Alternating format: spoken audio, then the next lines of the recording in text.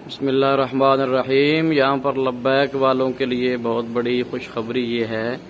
कि जितने भी जुल्म सितम ढाए गए, जो भी हुआ, जितने भी सख्तियाँ आईं, आजमाइशें आईं, ना तो उनके लीडर बिके और ना ही तहरीक लब्बैक पाकिस्तान के कारकुनान बिकने वाले हैं, ना झुकने वाले हैं और ना ही अपने असूलों पर सौदा करने वाले हैं। जैसे क़िबला अमीरुल मुजाहिदीन रहमतुल्लाह अलैह, उन्होंने जो सबक दिया है सदाकत का, इस्तिकामत का, उनके साहबजादे कायद मिल्लत इस्लामिया सरबराह तहरीक लब्बैक पाकिस्तान जनाब हाफिज साद हुसैन रिजवी खुद भी इस पर कारबंद हैं, कायम हैं